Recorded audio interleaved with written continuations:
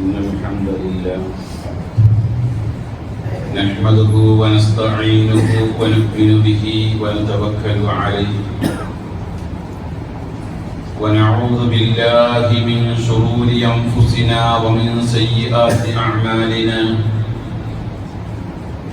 من يهده الله فلا مضل له ومن يضلل فلا هادي له وأشهد أن لا إله إلا الله وحده لا شريك له له الملك وله الحمد وهو على كل شيء قدير وأشهد أن محمدا عبده ورسوله اللهم صل على محمد وعلى آل محمد كما صليت على إبراهيم وعلى آل إبراهيم وبارك على محمد وعلى آل محمد كما باركت على إبراهيم وعلى آل إبراهيم إنك حميد مجيد يا أيها الذين آمنوا اتقوا الله حق تقاته ولا تموتن إلا وأنتم مسلمون أما بعد فإن خير الكلام كلام الله وخير السنن سنن محمد صلى الله عليه وسلم وشر الأمور محدثاتها وكل محدثة بدعة وكل بدعة ضلالة وكل ضلالة في النار أعوذ بالله من الشيطان الرجيم بسم الله الرحمن الرحيم والذين يرمون المحسنات ثم لم يأتوا بأربعة شهداء فاجلدوهم 80 جلدة ولا تقبلوا لهم شهادة أبدا وأولئك هم الفاسقون.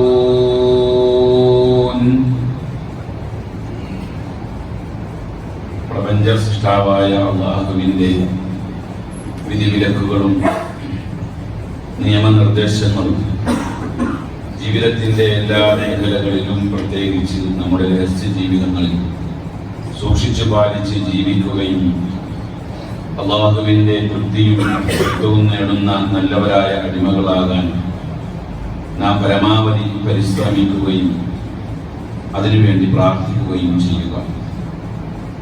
അല്ലാഹു തആല നമ്മെ അത്തരത്തിലുള്ള മുത്തഖീങ്ങളുടെ കൂട്ടത്തിൽ ഉൾപ്പെടുത്തി അനുഗ്രഹിക്കുമാറാകട്ടെ. പ്രിയമുള്ള മുഅ്മിനുകളെ, മുഅ്മിനാത്തുകളെ, വളരെ ദുർഗന്ധം വമിക്കുന്ന വാർത്തകളാണ് മലയാള സിനിമാ ലോകത്ത് നിന്ന് റിപ്പോർട്ട് ചെയ്തുകൊണ്ടിരിക്കുന്നത്. ഇതുപോലെ ഒരു മിമ്പറിൽ പറയാൻ ആഗ്രഹിക്കാത്ത ഒരു വിഷയമാണ് സിനിമ ഇൻഡസ്ട്രിയുമായി ബന്ധപ്പെട്ടുകൊണ്ടുള്ള വിഷയം. കാരണം അത് പറയുമ്പോൾ പല പരിധികളും ലംഘിക്കേണ്ടി വരും എന്നുള്ള ഭയം കൊണ്ട് മാത്രമാണ്. പക്ഷെ ഇപ്പോൾ ഈ ഒരു വിഷയം നിങ്ങളുടെ ശ്രദ്ധയിൽ കൊണ്ടുവരൽ അനിവാര്യമായ ഒരു സാഹചര്യമാണ്. എന്തിനാണ് ഫിലിം ലോകവുമായി ബന്ധപ്പെട്ടുകൊണ്ട് നമ്മൾ മിമ്പറിൽ ചർച്ച ചെയ്യുന്നത് എന്ന് ചിന്തിക്കുന്നവരുണ്ടാകാം. ഫിലിം ഇൻഡസ്ട്രിയുമായി നമുക്ക് ഒരു തരത്തിലുള്ള ബന്ധവുമില്ല. പക്ഷേ ആധുനിക സമൂഹത്തിന്റെ വസ്ത്രം, അവരുടെ വേഷം, അവരുടെ വാഹനങ്ങൾ തുടങ്ങി ഒട്ടുമുക്കാൽ മേഖലകളിലും സിനിമ ചെലുത്തുന്ന സ്വാധീനം ചെറുതല്ല. സിനിമയിലെ താരങ്ങളുടെ വേഷത്തിനനുസരിച്ചാണ് ഇന്ന് വിപണിയിൽ വസ്ത്രങ്ങൾ പോലും ലഭിക്കുന്നത്. ഒരു തുണിക്കടയിൽ പോയിട്ട് നമുക്കിഷ്ടമുള്ള വേഷം വസ്ത്രം എടുക്കണം എന്ന് വിചാരിച്ചാൽ കുറച്ച് പ്രയാസമാണ്. ഇന്നത്തെ വിപണിയിൽ പുതിയതായി ഇറങ്ങിയ സിനിമയിൽ അതിലെ നായകനോ നായികയോ വില്ലനോ ധരിച്ച വേഷമാണ് കുട്ടികൾ തിരഞ്ഞെടുക്കുന്നത്. അവർ വെക്കുന്ന താടിയാണെങ്കിൽ സിനിമയിലെ നായകൻ വെച്ച താടിയായിരിക്കും. അവർ മുടി വെട്ടുന്നത് നായകൻ മുടി വെട്ടിയതുപോലെയോ നായിക മുടി വളർത്തിയതുപോലെയായിരിക്കും.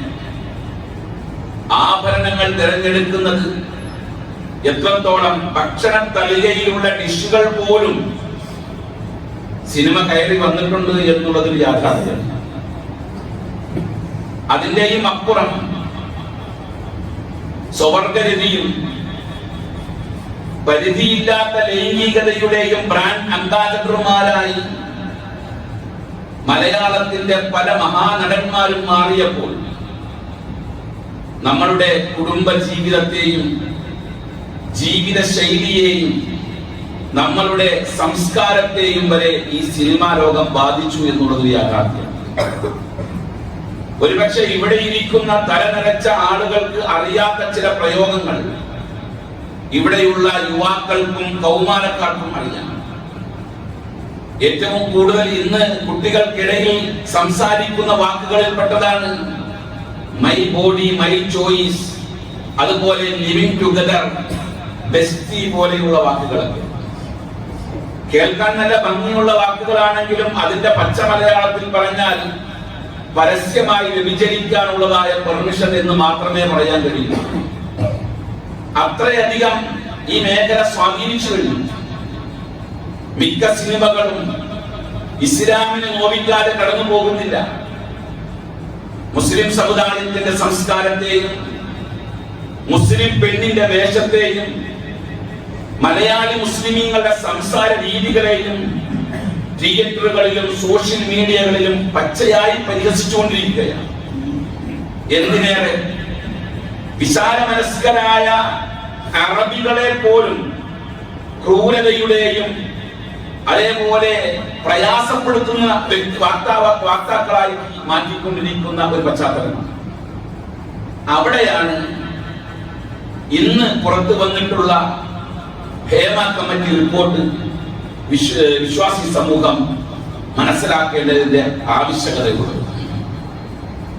സിനിമാ ലോകം ഇന്ന് സ്ത്രീകൾ അനുഭവിക്കുന്ന ചൂഷണം, അവരനുഭവിക്കുന്ന പീഡനം, കാസ്റ്റിംഗ് കൗച്ച് എന്ന പേരിലൊരു സംഭവം, പച്ചയ്ക്ക് പറഞ്ഞാൽ ശരീരം പകരം വെച്ചുകൊണ്ട് ജോലി ചെയ്യാനുള്ള പെർമിഷൻ, ഇതടങ്ങുന്ന വിഷയങ്ങളെയാണ് ഹേമ കമ്മിറ്റി ഗവൺമെന്റിന്റെ മുമ്പിൽ സമർപ്പിച്ചിട്ടുള്ളത്. 2019 സമർപ്പിക്കപ്പെട്ട ഈ റിപ്പോർട്ട് പബ്ലിഷ് ചെയ്യാൻ ഗവൺമെന്റ് തയ്യാറായില്ല. കാരണം അത്രയധികം മ്ലേച്ഛമാണ് അതിലുള്ള കാര്യങ്ങൾ. തിന്മ വിതച്ച് മ്ലേച്ഛത കൊയ്തിരിക്കുകയാണ് എന്ന് ഗവൺമെന്റിന് പോലും മനസ്സിലായി. ഒടുവിൽ ഏറ്റവും പ്രധാനപ്പെട്ട 7 പേജ് വെട്ടിമാറ്റി ആ കമ്മീഷൻ റിപ്പോർട്ട് കഴിഞ്ഞ ആഴ്ച പുറത്തിറങ്ങിയിരിക്കുകയാണ്, പബ്ലിഷ് ചെയ്തിരിക്കുകയാണ്. ഈ റിപ്പോർട്ടിലെ ഏറ്റവും പ്രധാനപ്പെട്ട 17 നിർദ്ദേശങ്ങൾ സ്ത്രീ സുരക്ഷ, സ്ത്രീ ചൂഷണം, സ്ത്രീയുടെ വേഷം, അവർക്ക് നേരെയുള്ള ലൈംഗിക പരാക്രമങ്ങൾ എല്ലാം അടങ്ങിയതാണ്. അവിടെ നമ്മൾ മനസ്സിലാക്കേണ്ടത് ഇത് കേവലം ഒരു സിനിമാ ലോകത്ത് മാത്രം ഒതുങ്ങുന്ന കാര്യമല്ല.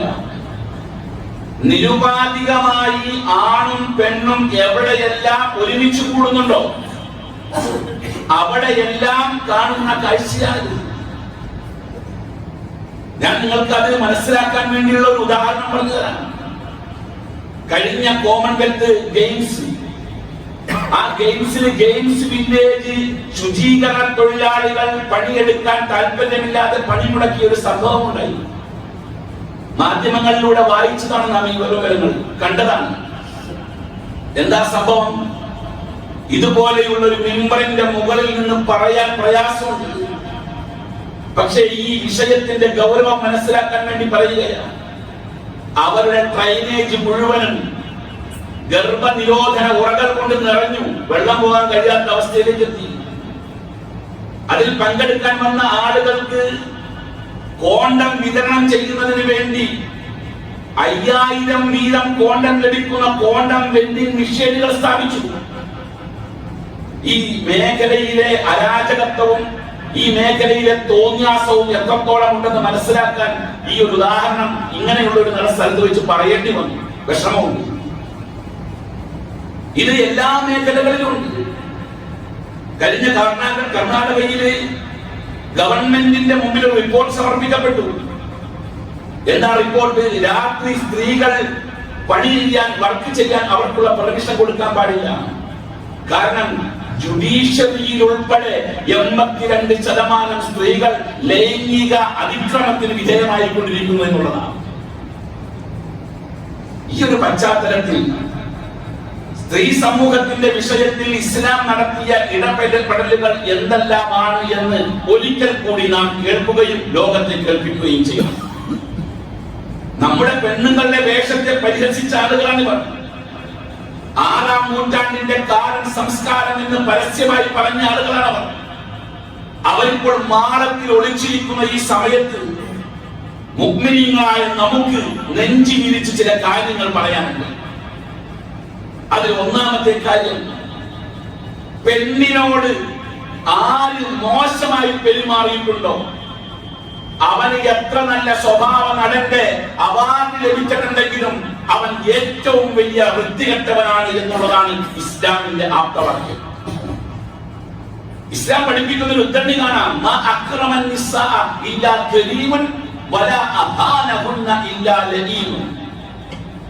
സ്ത്രീയോട് മാന്യമായി പെരുമാറുന്നവന്, മാന്യതയുള്ളവന് മാത്രമേ മാന്യമായി പെരുമാറാൻ കഴിയുള്ളൂ.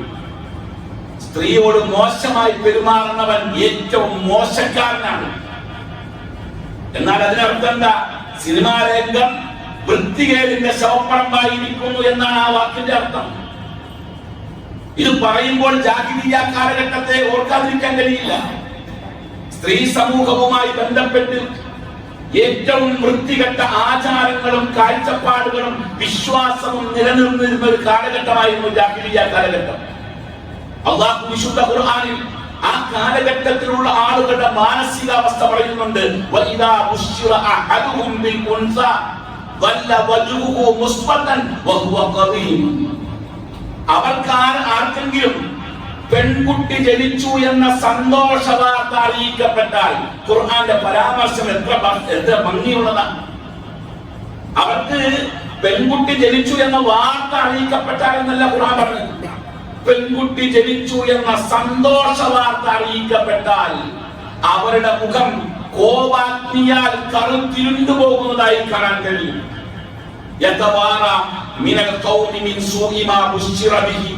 അവർക്ക് കിട്ടിയ ആ സന്തോഷ വാർത്തയിൽ നിന്നുള്ള ആ തിന്മയുടെ വിഷയം ജനങ്ങളിൽ നിന്നും മറച്ചു വെക്കാൻ അവർ ഒളിച്ചിരിക്കും.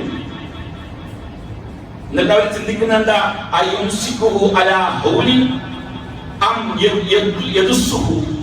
ഈ നിന്യത അത് മൂലം അത് അനുഭവിച്ചുകൊണ്ട് ജീവിക്കണമോ, അതല്ല ഈ നിന്യതയെ മണ്ണിൽ കുഴിച്ചിടണമോ എന്നവർ ചിന്തിക്കുന്നു. അതാണ് ജാഹിലിയ്യ കാലഘട്ടം. ഇന്ന് മാളത്തിൽ ഒളിച്ചിരിക്കുന്ന പല ആളുകളും എന്തിന്റെ പേരിലാണ് ഒളിച്ചിരിക്കുന്നത്? പെണ്ണിന്റെ വിഷയവുമായി ബന്ധപ്പെട്ടുകൊണ്ടാണ്. ഈ കാലഘട്ടത്തിൽ, ഇത്രയും വൃത്തികെട്ട കാലഘട്ടത്തിൽ ഇസ്ലാം ഒരു ആർജവം കാണിച്ചു. അതെന്താണെന്ന് അറിയുമോ? അൻ-നിസാ എന്ന പേരിൽ ഒരു അധ്യായം വിശുദ്ധ ഖുർആൻ ഇറക്കി. എന്താ ഇതിന്റെ പേര്? അൻ-നിസാ എന്ന് പറഞ്ഞാൽ സ്ത്രീ. പെണ്ണിനെ പറ്റി വിശദീകരിക്കുന്ന ഒരു അധ്യായം. അവരുമായി ബന്ധപ്പെട്ടുകൊണ്ടുള്ള വ്യക്തമായ തീരുമാനങ്ങൾ വിശുദ്ധ ഖുർആൻ പഠിപ്പിച്ചു നൽകും. സ്ത്രീ സുരക്ഷയുടെ വിഷയത്തിൽ 17 നിർദ്ദേശങ്ങൾ ഗവൺമെന്റിന്റെ മുമ്പിൽ ഹേമ കമ്മിറ്റി വെച്ചിട്ടുണ്ട് എങ്കിൽ, ലോകത്തിന്റെ മുമ്പിൽ വിശുദ്ധ ഖുർആനും വിശുദ്ധമായ ഹദീസും സ്ത്രീ സുരക്ഷയുടെ മുമ്പിൽ 17 നിർദ്ദേശങ്ങൾ വെക്കുന്നുണ്ട്. അതും ഇതും ഒന്ന് കൂട്ടി വായിച്ചു നോക്കണം. അതും ഇതും ഒരുമിച്ച് പറയാനുള്ള സമയപരിമിതി ഉള്ളത് കൊണ്ട് ഇസ്ലാം പഠിപ്പിച്ച സ്ത്രീ സുരക്ഷയുടെ 17 നിർദ്ദേശങ്ങൾ അതൊന്ന് പഠിച്ചിരിക്കുക. അതിൽ ഒന്നാമത്തെ നിർദ്ദേശം എന്താണെന്നറിയാമോ? അവളോട് അനുഭാവപൂർവമേ പെരുമാറാൻ പാടുള്ളൂ. കാരണം അവൾ പ്രകൃതിപരമായി പുരുഷന്മാരെ പോലെയല്ല. എന്താ ഇസ്ലാമിന്റെ നിലപാട്? പ്രകൃതിപരമായി പുരുഷനെ പോലെയല്ല. സ്ത്രീകളെ അപേക്ഷിച്ച് പുരുഷന്മാർക്ക് പ്രകൃതിപരമായ ഒരു കരുത്തുണ്ട്. സ്ത്രീയെ സൃഷ്ടിച്ചിട്ടുള്ളത് ഗർഭം ധരിക്കാനും പ്രസവിക്കാനും പാലൂട്ടാനും പരിചരിക്കാനും പാകത്തിനാണ്. അത് തിരിച്ചറിഞ്ഞു വേണം അവളോട് പെരുമാറാൻ എന്നതാണ് ഇസ്ലാമിന്റെ നിലപാട്. പെരുമാറുമ്പോൾ ആ മാന്യത എപ്പോഴും ഉണ്ടായിരിക്കണം. കാരണം ഖുർആൻ അത് വരച്ചു കാണിച്ചു. ഹമലത്തുഹു ഉമ്മുഹു. വേറൊരു വിഷയം പറഞ്ഞില്ലല്ലോ. പുരുഷനുമായി ബന്ധപ്പെട്ടുകൊണ്ടുള്ള വിഷയം അവിടെ പറഞ്ഞില്ല. പെണ്ണുമായി ബന്ധപ്പെട്ടാ പറഞ്ഞത്. ഹമലത്തുഹു ഉമ്മുഹു വഗ്നൻ അലാ വഗ്ൻ. ക്ലേശത്തിന്റെ മേൽ ക്ലേശം സഹിച്ചാണ് അവന്റെ ഉമ്മ അവന് ഗർഭം ധരിച്ചത്. 2 വർഷം അവൾ മുലയൂട്ടുകയും ചെയ്തു. അവൾ സഹിച്ച ത്യാഗമാണ്. അല്ലാഹു തആല പ്രസവിക്കാൻ കഴിയുക എന്നുള്ളത് അവൾക്ക് നൽകിയ പ്രകൃതിപരമായ അലങ്കാരമാണെന്നാണ് ഈ വാക്ക് നമ്മെ പഠിപ്പിക്കുന്നത്. ആ സമയത്തെങ്ങാനും അവൾ മരണപ്പെട്ടു പോയാൽ, ആ പ്രസവിക്കുന്ന സമയത്തെങ്ങാനും അവൾ മരണപ്പെട്ടു പോയാൽ, ഷഹീദിന്റെ കൂലിയാ. ഷഹീദിന്റെ കൂലി വളരെ വലുതാണ്. ഞാൻ പല ഖുതുബയിലും അതിനെ പറ്റി പറഞ്ഞിട്ടുണ്ട്. നബി സല്ലല്ലാഹു അലൈഹി വസല്ലമയുടെ അരികിൽ ഒരിക്കൽ മഅക്കൽ ഇബ്നു യസാർ റളിയല്ലാഹു അൻഹു വന്നിട്ട് പറഞ്ഞു, അദ്ദേഹം പറഞ്ഞു, നബിയെ, ഞാൻ ഒരു സ്ത്രീയെ കണ്ടു. ഇനി അസബതു ഇംറഅതൻ റാത ഹസബിൻ വജമാലി. നല്ല ഭംഗിയുള്ള, നല്ല തറവാട്ടിൽ പറഞ്ഞൊരു പെണ്ണിനെ ഞാൻ കണ്ടു. പെണ്ണെട്ടാൻ പോവാണ്, കല്യാണം കഴിക്കാൻ പോവാണ്. പക്ഷേ അവക്കൊരു പ്രശ്നമുണ്ട്. ആ പെണ്ണ് പ്രസവിക്കൂല. അപ്പൊ ഞാൻ ആ പെണ്ണിനെ കല്യാണം കഴിച്ചോട്ടെ? റസൂൽ പറഞ്ഞില്ല, വേണ്ട. കാരണം പ്രസവിക്കാൻ കഴിയുക എന്നുള്ളത് പെണ്ണിന് അള്ളാഹു കൊടുത്ത അലങ്കാരമാണ്. കല്യാണം കഴിക്കണ്ടെന്ന് പറഞ്ഞു. വീണ്ടും ചോദിച്ചു, വീണ്ടും വേണ്ടെന്ന് പറഞ്ഞു. ചോദ്യം ആവർത്തിച്ചപ്പോൾ നബി സല്ലല്ലാഹു അലൈഹി വസല്ലം പറഞ്ഞു, തസവ്വജു അൽ വദൂദ അൽ വലൂദ്. നന്നായി പ്രസവിക്കുന്ന, കൂടുതൽ പ്രസവിക്കുന്ന, മുലയൂട്ടാൻ കഴിയുന്ന പെണ്ണിനെ നീ വിവാഹം കഴിക്കണം.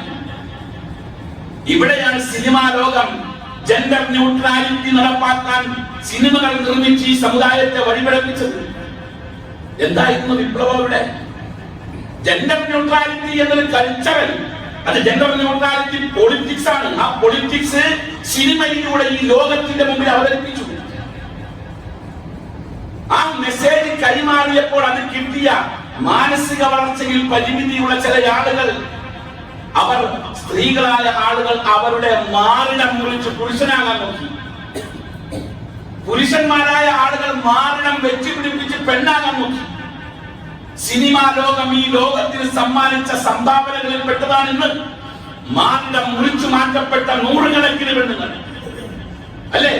സത്യത്തിൽ സ്ത്രീത്വത്തെ അപമാനിക്കുകയല്ലേ സിനിമാ ലോകം ഇവിടെ കാണിച്ചത്? എന്നിട്ട് അവിടെ ഇരുന്നു കൊണ്ട് ഇസ്ലാമിക ലോകത്തെ കളിയാക്കുക ചെയ്തത്. പെണ്ണിന് ഇസ്ലാം കൊടുക്കുന്ന സുരക്ഷയിലെ രണ്ടാമത്തെ സുരക്ഷ, ചിന്താപരമായി അവൾക്ക് കരുത്ത് കുറവാണ്. അവളോടുള്ള നിലപാടാണ്.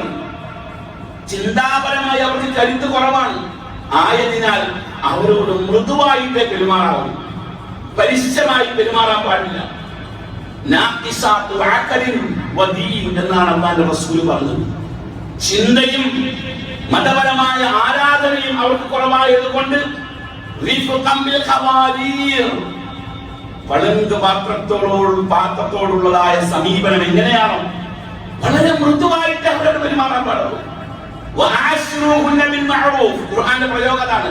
അവരോട് ഏറ്റവും നല്ല രീതിയിൽ വർത്തിക്കാൻ കഴിയണം. കാരണം എന്താ? അവർക്ക് പ്രകൃതിപര ചിന്താപരമായി കരുത്ത് കുറവാണ്. എന്തിനാ ഈ ചിന്താപരമായ കരുത്ത് കുറച്ചു കൊടുത്തെന്നറിയാമോ? നമ്മളെയൊക്കെ പരിപാലിക്കാനും നമ്മളെ പോറ്റാനും നമുക്ക് വെച്ചു വിളമ്പാനും നമ്മളിലുള്ള ന്യൂനതകൾ സഹിക്കാനുമുള്ള ഒരു കരുത്താണ്. അതല്ലാതെ അവരെ ന്യൂനതയായിട്ടല്ല പറഞ്ഞത്, അത് അവർക്ക് അല്ലാഹു കൊടുത്ത കരുത്താണെന്നാണ് പറയുന്നത്. ലൈംഗിക ഭ്രാന്തി പിടിച്ച് പാതിരാത്രിയിൽ വാതിലിൽ വന്ന് മുട്ടുന്നവർ, ആ മുട്ടുന്ന ആളുകളുടെ നേരെ ഇത്രയും കാലം അവർ നടത്തിയത് അവരെ ക്ഷമയാണ്. അതാണ് ഇപ്പൊ പുറത്തു വന്നിട്ടുള്ളത്.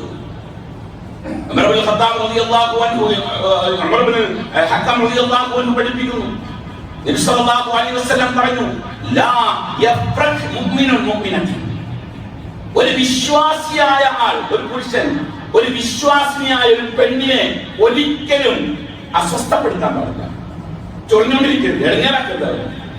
കാരണം അവരെ സംബന്ധിച്ചിടത്തോളം ചിന്താപരമായി അവർക്ക് ചില കുറവുകളുണ്ട്. അത് അവർക്ക് പ്രകൃതിപരമായി കൊടുക്കുകയും ചെയ്തിട്ടുള്ളതാണ്.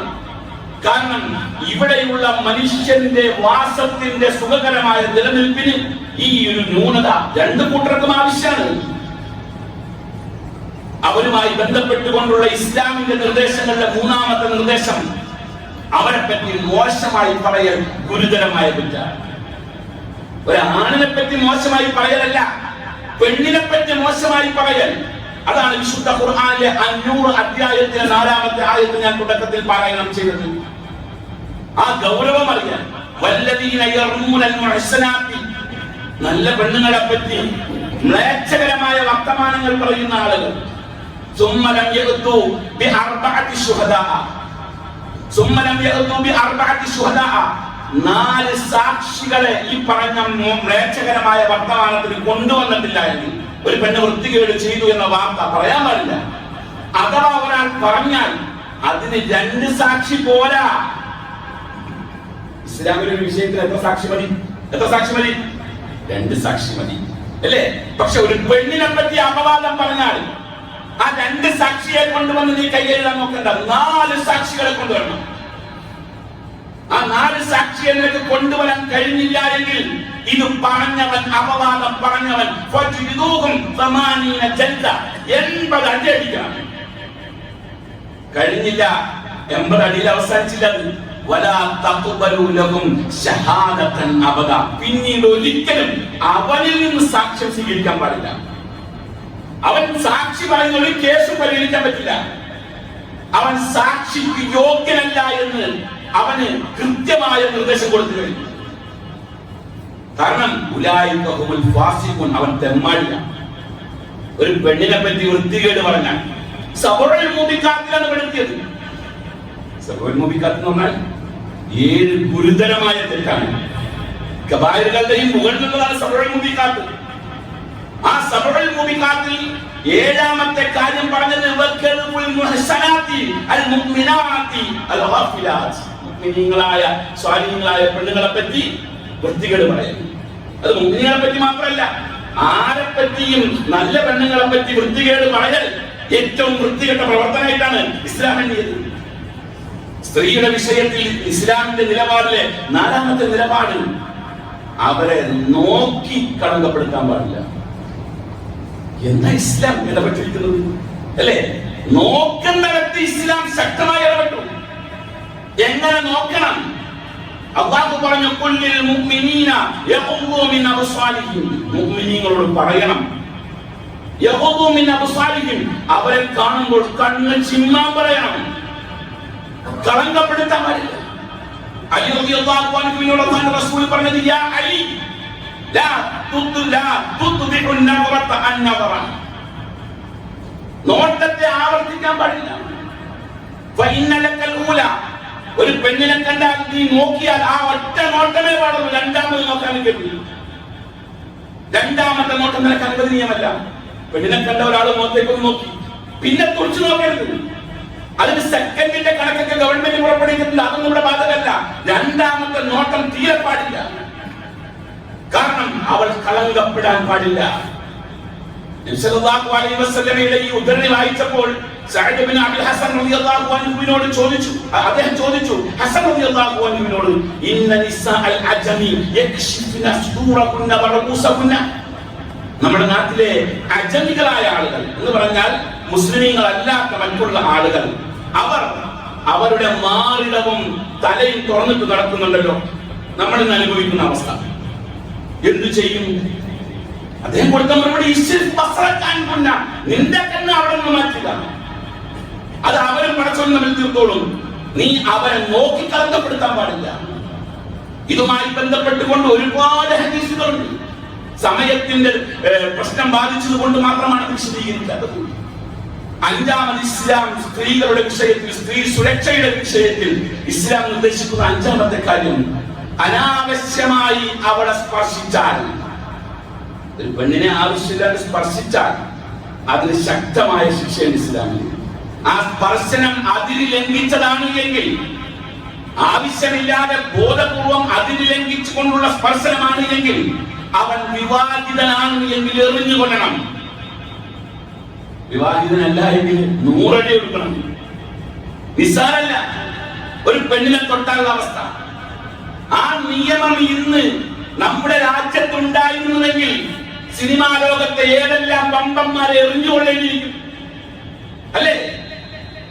അല്ലാഹുവിന്റെ റസൂൽ സല്ലല്ലാഹു അലൈഹി വസല്ലം സത്യവിശ്വാസികളായ, പ്രത്യേകിച്ച് കൗമാരക്കാരായ യുവാക്കളായ ആളുകളോട് ഒരു വർത്താനം പറഞ്ഞിട്ടുണ്ട്. റസൂൽ പറഞ്ഞു, ലഅൻ യുദ്അന ഫീ റഅസി അഹദികും ബിമിഖ്യത്തിൻ മിൻ ഹദീദ് ഖൈറുൻ ലക മിൻ അൻ യമസ്സ ഇംറഅതൻ ലാ തഹില്ലു ലഹു. നിനക്ക് ഹലാലല്ലാത്ത പെണ്ണിന്റെ ശരീരത്തിൽ നീ തൊടുക എന്നുള്ളത് അതിനേക്കാൾ നല്ലത് നിന്റെ തലയിൽ ഇരുമ്പിന്റെ ഒരു ആണി അടിച്ചിറക്കലാണ്. ഗൗരവമുള്ള വിഷയമർത്ഥം. വെറുതെ നോക്കാനും തൊടാനും നടക്കണ്ട എന്നാണ് പഠിപ്പിക്കുന്നത്. 6ാമത് സ്ത്രീ സുരക്ഷയുമായി ബന്ധപ്പെട്ടുകൊണ്ട് ഇസ്ലാം പറഞ്ഞ 6ാമത്തെ നിർദ്ദേശം, അവർക്ക് ആർക്കും ചെലവിന് കൊടുക്കാൻ ബാധ്യതയില്ല. ഒരു പെണ്ണ് സമ്പാദിച്ചോട്ടെ, ജോലി എടുത്തോട്ടെ, അവള് കച്ചവടം ചെയ്തോട്ടെ, അവൾ ഓഫീസ് ജോലിക്ക് പോയിക്കോട്ടെ, ടീച്ചിങ്ങിന് പോയിക്കോട്ടെ, ഹോസ്പിറ്റലിൽ പോയിക്കോട്ടെ, ജോലി ചെയ്തോട്ടെ, സമ്പാദിച്ചോട്ടെ. പക്ഷേ ആ സമ്പാദ്യം കൊണ്ട് ആർക്കും ചെലവിന് കൊടുക്കാൻ അവൾക്ക് ബാധ്യതയില്ല. അവളുടെ സമ്പാദ്യം സേവിംഗ് മണിയായിട്ട് അവൾക്ക് വെക്കാം. അവൾക്ക് അനന്തരാവകാശം കിട്ടിയ ഏറ്റവും വലിയ ചർച്ച അതായിരുന്നല്ലോ. അനന്തരാവകാശ നിയമം ഇസ്ലാമിൽ പൊളിച്ചെഴുതണമെന്ന് പറഞ്ഞ ആളുകളൊക്കെ ഈ മഹാന്മാരുടെ കൂട്ടത്തിലുണ്ട്. എങ്കിൽ മനസ്സിലാക്കുക, അവൾക്ക് അനന്തരാവകാശം 17 ഇടങ്ങളിൽ പെണ്ണിന്റെ അനന്തരാവകാശം തുല്യമാണ്.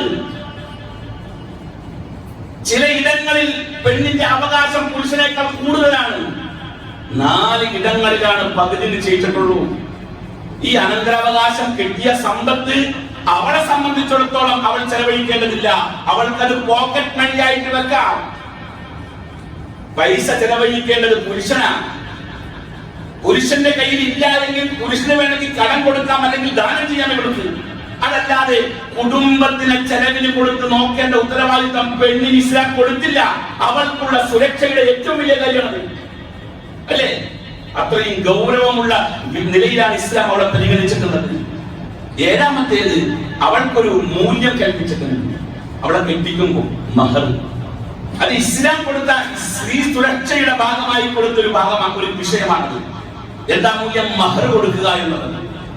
ആ പെണ്ണിനെ നിക്കാഹ് ചെയ്ത് ഹലാലാക്കിയ എനിക്ക് എന്റെ കൈ കൊണ്ട് തൊടണമെങ്കിൽ ഈ മഹർ ഞാൻ കൊടുത്തിരിക്കണം. മഹർ പിന്നെ തരാമെന്ന് പറഞ്ഞോണ്ട് പോയി തൊടാൻ പറ്റില്ല. അത് അവളുടെ അനുമതിയോടുകൂടെ അല്ലാതെ.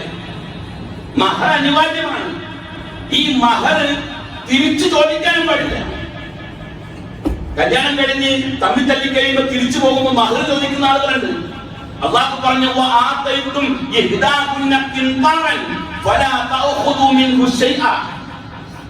നിങ്ങൾ ഒരു പർവ്വതത്തിന് സമാനമായി മഹർ അവൾക്ക് കൊടുത്തിട്ടുണ്ടെങ്കിലും അത് നീ അവളിൽ നിന്ന് തിരിച്ചു മേടിക്കാൻ പറ്റില്ല, അനുവാദമില്ല. എന്നിട്ട് അല്ലാഹു ചോദിക്കുന്നു, കള്ളക്കഥ കെട്ടി ഉണ്ടാക്കി കുറ്റകരമായ രീതിയിൽ അവളിൽ നിന്നും ആ മഹർ തിരിച്ചു മേടിക്കുകയാണോ? ഇവിടെ ഏറ്റവും രസകരമായ കാര്യം, അവളിൽ നിന്ന് എന്തെല്ലാം സമ്മാനം ഇവന് കിട്ടിയിട്ടുണ്ടോ അതൊക്കെ തിരിച്ചു കൊടുക്കണം. അവർക്കത് ബാധകം അല്ല. സ്ത്രീ സുരക്ഷയുടെ വിഷയത്തിൽ ഇസ്ലാമിന്റെ ഈ നിലപാടുകൾ കൃത്യമായി നാം അറിഞ്ഞിരിക്കണം. അതുപോലെ തന്നെ ഒരു കുറ്റകൃത്യത്തിന് ഒരു പെണ്ണ് സാക്ഷിയായാൽ അവൾ ഒറ്റയ്ക്ക് കോടതിയിൽ സാക്ഷി പറയാൻ പോകേണ്ടതില്ല. ഇസ്ലാമിൽ അവളോട് കൂടെ വേറൊരു പെണ്ണും കൂടെ വേണം, എങ്കിലേ അവൾ സാക്ഷി പറയാൻ കൊണ്ടുപോകും. ഇസ്ലാമിലെ യുദ്ധം പെണ്ണിന് നിർബന്ധമില്ല, യുദ്ധത്തിന് ഇറങ്ങേണ്ടതില്ല അവൾ. ഇനി ഒരു സൈന്യം യുദ്ധത്തിന് വേണ്ടി പോയപ്പോൾ ശത്രുപക്ഷത്ത് ആ സൈന്യത്തിൽ പെണ്ണുങ്ങളുണ്ട് എങ്കിൽ ഇസ്ലാമിന്റെ അടിസ്ഥാനത്തിൽ അവളെ കൊല്ലാൻ പാടില്ല. ശത്രുക്കളായ പെണ്ണിനെ, ശത്രുവായ സൈന്യത്തിലെ പെണ്ണിനെ കൊല്ലാൻ ഇസ്ലാം അനുവദിക്കുന്നില്ല. എത്ര വിശാലമായ നിലപാട് ഇസ്ലാം സ്വീകരിച്ചിട്ടുള്ളത്! ആ ഇസ്ലാമിനെയാണ് കാലൻ സംസ്കാരത്തിന്റെ മതം എന്ന് സിനിമാ ലോകം പരിചയപ്പെടുത്തിയത്.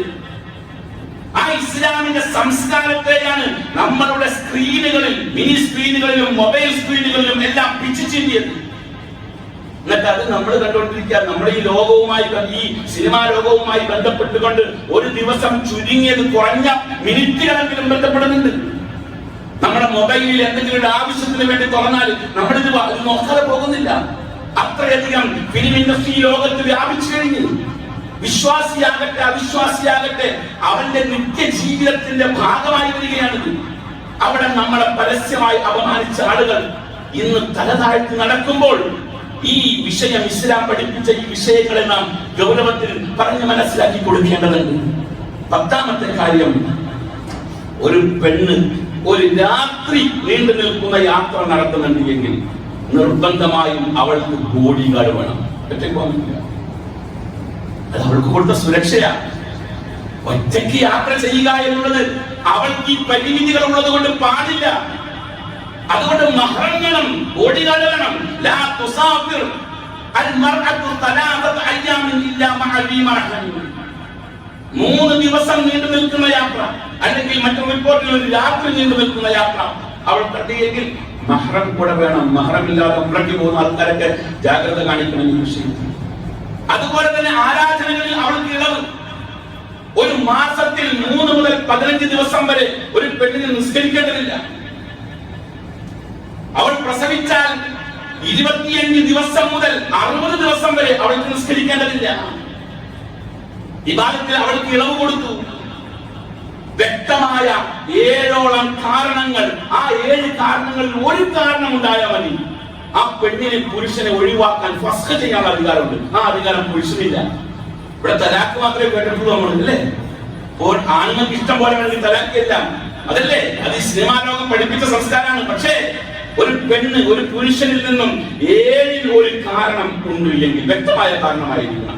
ആ 7ൽ ഒരു കാരണമുണ്ട് എങ്കിൽ അവൾക്ക് കോടതിയിൽ പോയി ഫസ്ഖ് ചെയ്യാനുള്ള അധികാരം ഇസ്ലാം കൊടുത്തു. വിവാഹം കഴിക്കണമെങ്കിൽ അവൾക്ക് അവളുടെ മാനേജറായിട്ട് ബന്ധപ്പെടണം. അവളോട്ട് നേരിട്ട് ബന്ധപ്പെടാൻ പാടില്ല. ആരാ അവളുടെ മാനേജർ? അവളുടെ മുജിബറായ വലി. അവളുടെ വലിയുണ്ട്. ഉപ്പയോ ആങ്ങളയോ വെല്ലുപ്പയോ മുജിബറായ വലിയുണ്ട്. ആ മുജിബറായ വലിയിലൂടെ മാത്രമേ, അതാണ് അവളുടെ മാനേജർ. ആ മാനേജർ മുഖേന അവൾക്ക് ബന്ധപ്പെടാൻ പാടുള്ളൂ. അങ്ങനെ വിവാഹം കഴിച്ചവൾ ഭർത്താവിന്റെ വീട്ടിലേക്ക് ചെന്നാൽ ആ ഭർത്താവിന്റെ വീട്ടിലെ യജമാനത്തിൽ ഭരണാധികാരി പിന്നെ അവളായി മാറും. 15ാമത്തേത്, അവളെ പരിചരിക്കുന്നവർക്ക് അല്ലാഹു സ്വർഗ്ഗം കൊടുക്കും. ഞാൻ ഹദീസുകളൊന്നും വായിക്കുന്നില്ല, ധാരാളം വായിക്കാനുള്ള ഹദീസുകൾ. അവളെ പരിചരിച്ചാൽ അത് 3 പെൺകുട്ടികളാണെങ്കിൽ, 2 പെൺകുട്ടികളാണെങ്കിൽ, ഇനി 1 പെൺകുട്ടിയാണെങ്കിൽ പോലും അവളെ നല്ല രീതിയിൽ പരിചരിച്ചാൽ അല്ലാഹു അവൾക്ക് സ്വർഗ്ഗം കൊടുക്കും, അവർക്ക് സ്വർഗ്ഗം കൊടുക്കും. അവളുടെ വായിൽ ഒരു പിടി ഭക്ഷണം വെച്ചു കൊടുത്താൽ അത് സ്വതന്ത്രയായി സ്വീകരിക്കും. 16ാമത്തേത്. 17ാമത്തേത് തുല്യ പ്രതിഫലമാണ്. സ്ത്രീകൾക്ക് തുല്യ പ്രതിഫലം ഇവിടെ ഇല്ല, അല്ലേ? ഫിലിം ഇൻഡസ്ട്രി ആണെങ്കിലും വേറെ ഏത് മേഖലയാണെങ്കിലും സ്ത്രീകൾക്ക് തുല്യ പ്രതിഫലം ഇല്ല. പെണ്ണാണെങ്കിൽ പ്രതിഫലം കുറവാണ്. പക്ഷെ ഇസ്ലാമിൽ 3 ആയത്തുകളുണ്ട്. ഞാനത് വായിക്കുന്നില്ല, പക്ഷെ ആയത്തിന് നമ്പറുകൾ കേൾക്കാം. സൂറത്തുൽ നിസായിലെ 124ാമത്തെ ആയത്ത്, സൂറത്തുൽ നഹ്ലിലെ 97ാമത്തെ ആയത്ത്, സൂറത്തുൽ ഗാഫിറിലെ 40ാമത്തെ ആയത്ത്. ഈ 3 ആയത്തുകളിലും അല്ലാഹു വ്യക്തമായി പറയുന്നുണ്ട്, മിൻ ദക്കറിൻ ഔ ഉൻസ, ആണാകട്ടെ പെണ്ണാകട്ടെ തുല്യ പ്രതിഫലം. പെണ്ണായതിന്റെ പേരിൽ ഒന്നും ഇസ്ലാം കുറയ്ക്കുന്നില്ല. അവൾക്കുള്ള പരിഗണനയോ ഒരുപാടുണ്ട്. ഞാൻ 17 ഇവിടെ എണ്ണി പറഞ്ഞത്, ഇവിടുത്തെ ഹേമ കമ്മിറ്റി റിപ്പോർട്ട് 17 നിർദ്ദേശങ്ങൾ ഗവൺമെന്റിന്റെ മുമ്പിൽ വെച്ചപ്പോൾ ഇസ്ലാം പഠിപ്പിച്ച 17 പരിമിതപ്പെടുന്നില്ല, ഇനിയുണ്ട്. പക്ഷെ ഇസ്ലാം നിർദ്ദേശിച്ച ഈ 17 നിർദ്ദേശങ്ങൾ അത് ഗൗരവമുള്ള നിർദ്ദേശമാണ്. സത്യവിശ്വാസികളായ ആളുകൾ ഈ വിഷയവുമായി ബന്ധപ്പെട്ടുകൊണ്ട് ഏറെ പഠിക്കുകയും ചിന്തിക്കുകയും ചെയ്യുക. അല്ലാഹു തൗഫീഖ് നൽകി അനുഗ്രഹിക്കുമാറാകട്ടെ.